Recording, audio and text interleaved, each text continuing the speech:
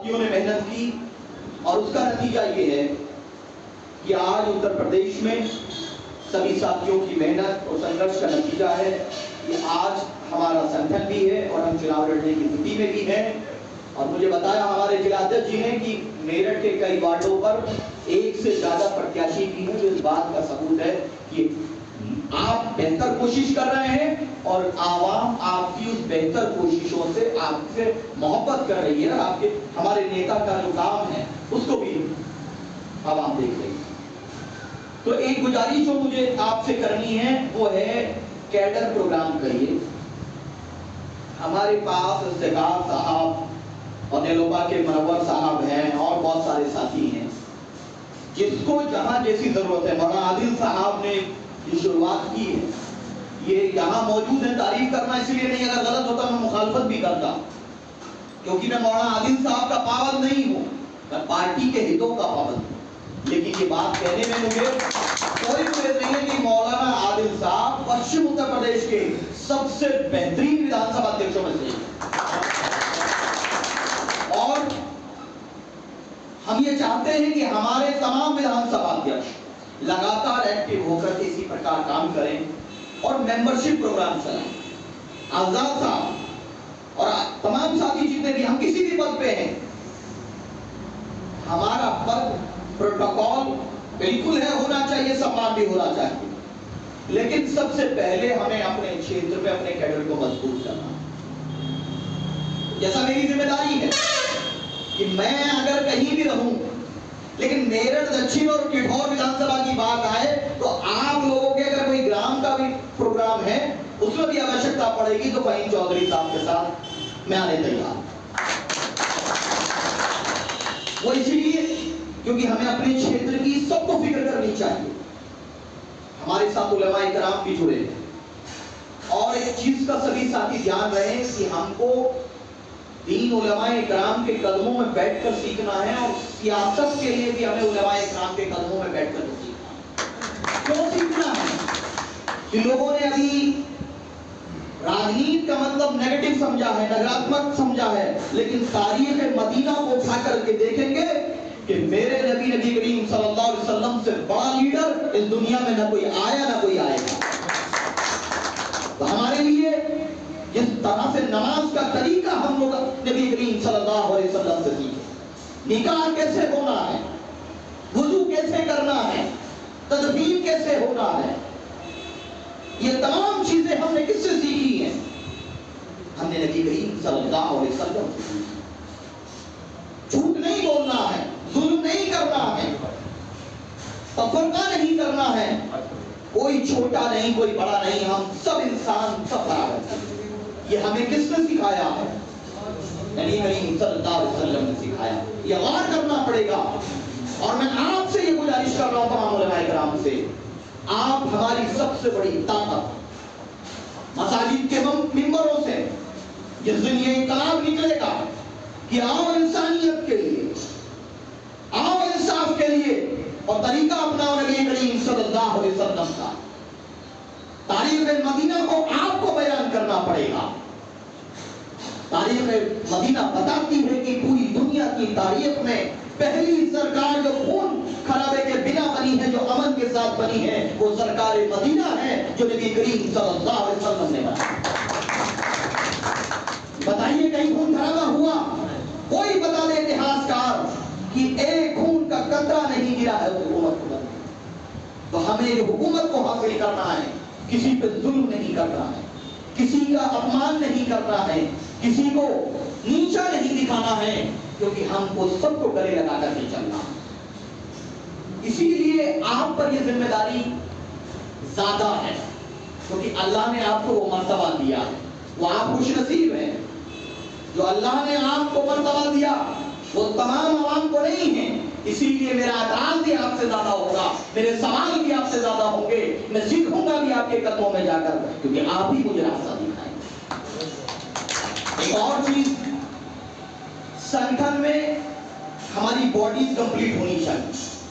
ग्राम से लेकर ब्लॉक से लेकर के हर चौराहे पर एमआईएम का कार्यकर्ता वो कार्यकर्ता जिसको पार्टी का इतिहास पता हो, पार्टी का प्रोटोकॉल पता हो, पार्टी के पदाधिकारियों का आदेश पता हो, खड़ा होना चाहिए। जब दूसरी पार्टी के लोग आरोप लगाएं तो उसका जवाब देने के लिए हमारा कार्यकर्ता खड़ा। दूसरी चीज, मेंबरशिप प्रोग्राम तो हम बहुत आसानी से शुरू करते हैं। कैनोपी बनवा लीजिए, एक छोटा बैनर बनवा लीजिए, गांव गांव आप प्रोग्राम करिए, क्योंकि ये सब चीजें ताकत क्या है? जो मेरा नेता बोल सकता है सबको इकट्ठा कर लो, कोई भी नहीं बोल सकता। करेगा कोई मुकाबला? तो कमी कहां है? कमी ये है कि मेरा नेता माहौल बना कर जाता है और हम कहीं ना कहीं उनकी दी हुई जिम्मेदारियों को पूरा नहीं कर पाते। हमारे पास कैडर नहीं है, कमजोर हैं, लेकिन आज लोगों में जो मोहब्बत है वो इस हिसाब के प्रति, जो सम्मान है, और सिर्फ मुसलमानों के बीच नहीं, हमारे दलित भाइयों के बीच में और दूसरे हिंदू भाइयों के बीच में भी, क्योंकि ऑपरेशन सिंदूर के समय पर पाकिस्तान का जो इलाज बैरिस्टर ओवैसी ने किया वो किसी ने भी नहीं किया। जिस तरह से भारत की सेना हमारे लॉन्च पैड से पाकिस्तान पर अटैक करती थी, उसी प्रकार से हैदराबाद से इस्लामाबाद में मिसाइल दागी जाती थी तो पूरा पाकिस्तान परेशान होता था वहां। और आज ये हमारे पास एक सुनहरा अवसर है जिला पंचायत चुनाव, तो ये पार्टी का ऑफिशियल इसमें डिक्लेरेशन नहीं होता है, सिंबल नहीं होता है, लेकिन ये आपकी था। सभी के आवेदन आ रहे हैं सम्मान के साथ, और जो प्रत्याशी पार्टी घोषित कर दे, घोषणा जो कि अभी नहीं हुई है, हम लोग प्रेस वार्ता सारी चीजों को डिस्कशन करने के बाद अक्टूबर के बाद संभवतः पार्टी विचार करने के बाद प्रेस वार्ता करेगी, उसमें प्रत्याशियों की हम लोग घोषणा करेंगे। हमारे बीच में फुरकान भाई प्रदेश सचिव साहब आप भी उपस्थित हैं। तो पार्टी ने यह तय किया है कि पूरे जिला पंचायत में हम कम से कम पश्चिम उत्तर प्रदेश में 150 से ज्यादा जिला पंचायत जिताएं, जिससे सबको पता चले कि हमारे जो भी हमारे यहाँ पर संभवतः प्रत्याशी जिन्होंने आवेदन किया है वो आवेदन करें, और आवेदन करने के बाद मौलाना आदिल साहब जो हमारे फहीम चौधरी साहब उनके आदेश का पालन करें, जिन्होंने नहीं किया वो भी कर दें। और एक चीज का ख्याल रखें, हमें किसी को बुरा नहीं कहना है, हमें उस समाजवादी पार्टी या कांग्रेस के सिर्फ उस पॉलिसी को बयान करना है जो उन्होंने हमारे साथ धोखा किया, हमारे साथ अत्याचार किया है। क्योंकि ये समय भाषण का नहीं है, कार्यालय के उद्घाटन का है, और यहाँ सब हमारे परिवार के लोग बैठे हैं। तो मैं परिवार के लोगों से वो परिवार की बात कर रहा हूं कि हमारे परिवार में ये अच्छाइयां हैं और ये कमियां हैं, को दुरुस्त करना चाहिए। मुझे जो महसूस हुआ, हम हर जगह पर बहुत मजबूत हैं, लोगों में एक विश्वास है, लोगों में एक सम्मान है, और मौलाना आदिल साहब बहुत अच्छा प्रयास कर रहे हैं। पूरे जिले भर में हमारे कप्तान फहीम चौधरी लगातार कोई भी बात हो, आंदोलन हो, सारी चीज कर रहे हैं। लेकिन ये जो उसका मेंबरशिप प्रोग्राम की बात है, मेंबरशिप में हम कहीं ना कहीं थोड़े से पिछड़े हुए हैं, उसमें मौलाना साहब आप थोड़ा सा ध्यान। दूसरा, गली गली मोहल्ले मोहल्ले में छोटी छोटी मीटिंगें करके तो पूरी तारीख को आप बयान करिए कि किस तरीके से, आपको बताने, आप लोग को बताने जरूरत नहीं कि किस तरीके से 2012 में जब सरकार बनी और हमसे जो वादे हुए उसके बदले में क्या हुआ, और 2017 में जब सरकार बनी और आज तक मॉब लिंचिंग जब हुई है, तो आप मुझे बता दीजिए, अखिलेश यादव जी का एक बयान मुझे बता दीजिए जिसमें उन्होंने कहा हो कि उत्तर प्रदेश में मुसलमानों के साथ अत्याचार हुआ है, मैं मुसलमानों के अधिकारों की रक्षा के लिए आंदोलन करने वाला हूं। एक कोई वीडियो ला करके दिखा दे, एक कोई बयान ला करके दिखा दे, कोई है? नहीं है। लेकिन जब एक यादव के साथ हुआ था तो क्या हुआ? अखिलेश यादव जी मैदान में आ गए। और पार्टी के जो लोग बैठे हैं वो ये जान लें, अगर आप मेहनत कर रहे हैं तो बैरिस्टर ओवैसी भी आपको जानते हैं, चाहे वो बोले कि फोन पे बात हो या ना हो, लेकिन वो जानते हैं। 2014 में मैं इंजीनियरिंग का फर्स्ट ईयर का स्टूडेंट था और हजरत साहब बैठे हैं, मैं कोई विधायक का बेटा नहीं हूं। हाँ, मेरे नाना मोहतरम जीएम मुस्तफा साहब जमीयत उलमा हिंद के 22 साल सदर जरूर रहे, उनके जरिए सियासी लोग आते जाते थे, चाहे वो क्रिकेटर, हैदराबाद के क्रिकेटर अजरत साहब हो, रीता बहुगुणा जोशी साहिबा हो, लोग आते थे। लेकिन मेरा सीधे तौर पे मैं कोई विधायक का बेटा नहीं, लेकिन हम लोगों ने काम शुरू किया। एक गांव में खिवाई, जनवरी के महीने में 2014 में मुझे याद है किसी का फोन आया कि वहां पर मेंबरशिप कोई लेना चाहता है। तो मैं और दो साथी और, जिनका नाम हिफ्जुर रहमान और एक जिया नाम के थे, हम मोटरसाइकिल पे जनवरी के महीने में वहां मेंबर बनाने गए और हमारी कोई वसी साहब से कोई सिफारिश करने वाला नहीं था कि भाई इनको ये बना दीजिए, ये कर दीजिए। लेकिन 2015 में जब मैं पार्टी का प्रवक्ता बना और जो रिकॉर्ड कायम हुआ, आज तक वो रिकॉर्ड कोई नहीं तोड़ पाया। वो रिकॉर्ड जानते हैं क्या है? हिंदुस्तान के अंदर सबसे कम उम्र में राष्ट्रीय चैनलों पर बैठ करके डिबेट करने वाला उस पार्टी का प्रवक्ता, जिस पे सांसद भी हो, विधायक भी हो, पार्षद भी हो, एमएलसी भी हो, चेयरमैन भी हो, ऐसी पार्टी का हिंदुस्तान में जो दो लोगों के नाम रिकॉर्ड था, एक का नाम राघव चड्ढा, दूसरे का नाम है जयवीर शेरगिल। उन्होंने 26 साल की उम्र में पार्टी का पक्ष रखा था और मैंने 19 साल की उम्र में पार्टी का पक्ष रखा। तो किसने? पार्टी ने साथ दिया ना, पार्टी ने मौका दिया। और आज अगर हम वो लोग जानते हैं तो पार्टी का उसमें रोल है। हमने मेहनत की तो पार्टी ने हमें अवसर दिया। हमारे प्रदेश अध्यक्ष ने शौकत अली साहब, ये मैंने बैरिस्टर ओवैसी साहब के लिए कहा कि जब एक बार किसी ने ओवैसी साहब के खिलाफ कुछ बकवास की थी 2014 की शुरुआत में, तो मैंने पहली बार एक इंटरव्यू दिया था, एक बाइट दिया था। तो बाकायदा शौकत साहब मुझे बोले कि सदर साहब ने कहा कि वो लड़का जो है शादाब, वो बहुत जबरदस्त उसने मीडिया को बाइट दिया। तो अब उनको कैसे पता चला?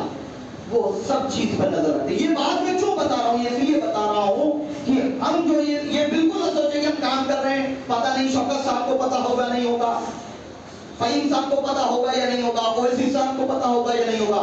एक एक कार्यकर्ता जो दिल से मेहनत करेगा, पार्टी के यहाँ उसका सम्मान सबसे ऊपर होगा। और जो पार्टी का बूथ अध्यक्ष होगा, मेरी नजर में वो हमारा सबसे बड़ा नेता जो होगा।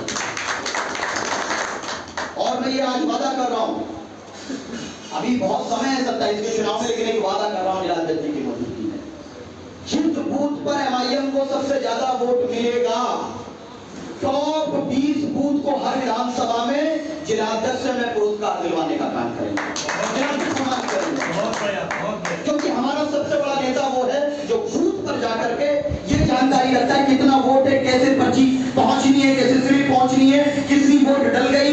9 बजे से पहले हमारा वोट डल जाना चाहिए, ये तय करना पड़ेगा। और फिर हम देखते हैं कि कौन समाजवादी, कौन कांग्रेस, कौन भाजपा हमको हराता है। किरोड़ में हरा सकता है क्या? अरे बहुत हुआ, चाचा को आप देख लिए, अब चाचा नहीं, आप भतीजों की जरूरत। आपके बीच में से आपने उनको 4-4, 3-3, 4 दे दिया ना सम्मान, वही हमें एतराज नहीं है, वो नहीं कर पाए बेचारे, क्योंकि पार्टियां तय करती हैं कि हमारा विधायक क्या बोलेगा, कोई नेता तय नहीं करता, इसीलिए बेचारे कुछ बोल नहीं पाते।